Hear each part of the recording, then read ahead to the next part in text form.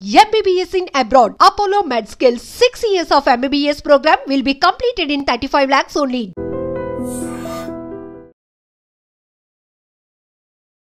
Hello guys, welcome back to iDream media.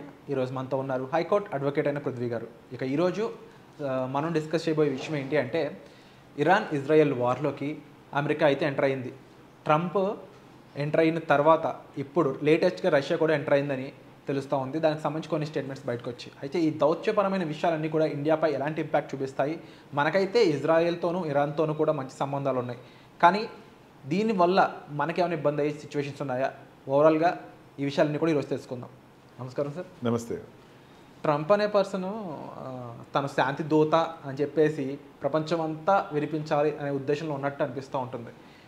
అలా ఉంటున్నాడంటారా అని question కూడా అడగాలనిపిస్తుంది. ఎందుకంటే ఇండియా పాకిస్తాన్ వార్ని తనే ఆపేశాను, తన వల్లే అది ఆగింది అనే కొన్ని స్టేట్మెంట్స్ అప్పుడు వచ్చడం, అలాగే ఇప్పుడు కూడా ఇజ్రాయెల్ వార్లో తనకు కాస్త శాంతి దూతగా మారాలనుకున్నాడు. బట్ ఇరాన్ ఒప్పుకోలేదు.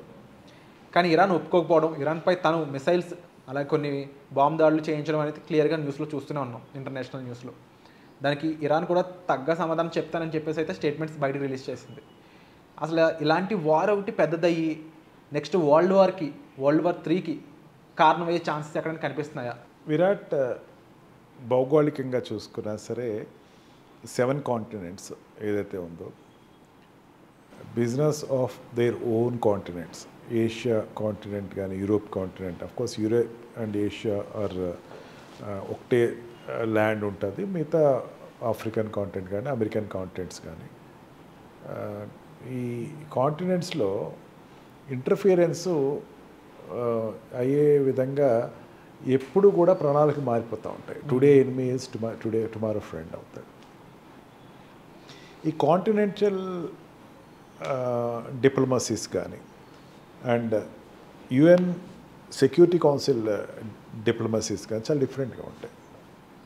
మనకి ఎప్పటి నుంచో తెలిసినటువంటి ఒక విషయం ఏంటంటే, రష్యా చైనా ఒక పక్క ఉంటుంది, and Iran, England, US and France ఒక పక్కన ఉంటుంది. They are security countries. అవి అప్పుడు ఏర్పడటానికి ఏంటంటే జర్మనీ మీద వ్యతిరేకంతో ఏర్పడ్డాయి. కానీ ఈ 5 కంట్రీస్ అన్నది ఒక సెక్యూరిటీ కౌన్సిల్ వర్క్ చేసే విధానం చూసుకుంటే టిల్ 2000 సెంచురీ, ఈవెన్ ఈ కోవిడ్ టైంలో కూడా యాక్టివ్గా వర్క్ చేసిన విధానం చూసుకుంటే ఇప్పుడు యుఎన్ఓ కనపట్లేదు. యుఎన్ఓ ఏమైందంటే పేపర్లో ఎతకాల్సి వస్తుంది. అంతగా ట్రంప్ దాన్ని భయపెట్టాడు. యుఎన్ఓకి కొన్ని లిబర్టీస్ ఉంటాయి. కొన్ని ఆఫ్రికన్ కంట్రీస్, చాలా ఆఫ్రికన్ కంట్రీస్కి అండ్ కొన్ని ఏషియన్ కంట్రీస్కి అక్కడ food and other amenities provide చేస్తూ ఉంటాయి ఫ్రీ ఆఫ్ కాస్ట్. అంతేకాకుండా ఈ ఎస్లైమ్డ్ సిటిజన్స్, శరణార్థులు ఏదైతుందో వాళ్ళు కూడా, కానీ అన్నీ కూడా అప్పట్లో నిర్ణయించింది ఏంటంటే US is to fund a major share అని అప్పట్లో ఎప్పటి నుంచో వస్తున్నటువంటి పరికట్టు. వాళ్ళందరికీ ఫండ్ ఆపేశాను. యుఎన్ఓ ఆ దెబ్బ నుంచి కోరుకోలే. ఇది యాక్చువల్గా ఎవరు హ్యాండిల్ చేయాలి? యుఎన్ఓ హ్యాండిల్ చేయాలి. యుఎన్ఓ అసలు కనపట్ల. దానికి కారణం ఏంటంటే అమెరికా యొక్క పెత్తనం పెరగటం. పెత్తనం కూడా కాదు, అమెరికాకి ఎవరు పెత్తనం ఇవ్వాలి, తన పెత్తనం లాక్కుంటాం, బలవంతంగా లాగేసుకుంటాం. వాట్ యూ సెడ్ ప్రీవియస్లీ, ట్రంప్కి ఒక నోబెల్ శాంతి బహుమతి దీని మీద కొంచెం ఎందుకో ఆయనకి ఆశ పుట్టింది. పాకిస్తాన్ మిలిటరీ చీఫ్ వెళ్ళి నోబెల్ ప్రైజ్ మీకు రాకపోవటం ఏంటి అన్నాడు. దానికి ఆయన కొంచెం తబ్బుపోయి, మనకి ఇవ్వరులే, నీకు తెలియదులే, మనల్ని ఎందుకు ఇవ్వకూడదు, ఇవ్వాలి కానీ ఇవ్వట్లేదు వాళ్ళు, మనం ఏం చేయలేదు. ఇండియా పాకిస్తాన్ మధ్యన జరిగినటువంటి వార్ నేనే తగ్గించాను, అండ్ యుక్రెయిన్ రష్యా మధ్యలో నేనే ఇంటర్ఫియర్ అయ్యాను అని 4-5 కంట్రీస్ ఏదో ఆయన చెప్పారు. ఆయన అక్కడ చెప్పి అయిపోయే లోపల మొత్తం ఆ కంట్రీస్ అన్నీ ఫోన్ చేసి మీరు ఎక్కడ చేశారు మాకు అని అడిగారు. ఇవాళ మోడీ గారు ఫోన్ చేసి అరగంట చెప్పారు, నువ్వు నాకేం చేయలేదు, మా గొడవలు మేము చూసుకున్నాం, పాకిస్తాన్ నేరుగా మమ్మల్ని అడిగింది, కొన్ని సిచ్యుయేషన్స్ తోటి మేము తగ్గాం, మీరేం చేయలేదు మాకు అని మొహం మీద చెప్పాడు. అండ్ ఉక్రెయిన్ రష్యాకి అయితే రష్యా నేనే ఆపుతాను మీకు ఎందుకు అని చెప్పేసి ఉక్రెయిన్ ప్రెసిడెంట్ని అయితే you are fool, you are idiot అని తిట్టి పంపించాడు. ఒక దేశాధ్యక్షుడిని తిట్టి పంపించాడు. ఈయనకి శాంతి బహుమతి మీద ఏదో కోరిక ఏదో ఉంది. ఇరాన్ అండ్ అక్కడ వాట్ వి కాల్ ఇజ్రాయెల్ వార్లు నేను తెగిస్తాను, నువ్వు అసలు వార్ హెడ్స్ పెట్టుకుని తిరుగుతున్నావు, నువ్వు ఈ వాటి న్యూక్లియర్ హెడ్స్ పెట్టుకుంటున్నావు, ఇది తగ్గించు, నువ్వు తగ్గించకపోతే నేనే చర్య తీసుకుంటాను, మీకు తెలియదు, నా బాంబులు వేస్తాను, నేను నా యొక్క ఆపరేషన్ స్టార్ట్ చేస్తానని చెప్పి వెంటనే అక్కడ గ్రీన్ రూమ్ స్టార్ట్ చేశాడు. He did all the things. America జ్యూస్కి అనుకూలంగా వెళ్తుంది అని ఇప్పటివరకు ఏ ప్రెసిడెంట్ చెప్పనంతగా చెప్పేశాడు డైరెక్ట్గా. జనరల్గా అంటే ఇజ్రాయెల్ కూడా అప్పుడప్పుడు వీళ్ళు they use to control that, Israel నువ్వు చేస్తున్న తప్పు. Israel is not a country. European ఇవి వాట్ వీ కాల్ దిస్ ముస్లిం కంట్రీస్ని ఏమన్నా అడిగితే ఇజ్రాయెల్ కంట్రీ అంటే కంట్రీ కాదంటారు. వాడు శరణార్థుల కింద వచ్చారు. 1949 I think 1945 after second world there is no Israel. వాళ్ళకి శరణార్థుల కింద అక్కడికి వచ్చి వాళ్ళు పాలస్తీనా వాళ్ళు ఏదో చిన్న జాగేస్తే రాత్రి పొద్దున వెళ్ళి అక్కడికి వెళ్ళి గోడ మార్చేసి ఇంకో గోడ కట్టి ఇంకో గోడ, అట్లా ఈ రోజున పెద్ద అసలు పాలస్తీనా అనేది చిన్న కంట్రీ అయిపోయింది, ఇజ్రాయెల్ పెద్ద కంట్రీ అయిపోయింది. పైచ్చు దాని మీద పెత్తనం, ఎప్పుడు దాన్ని ఎదిరించకూడదు.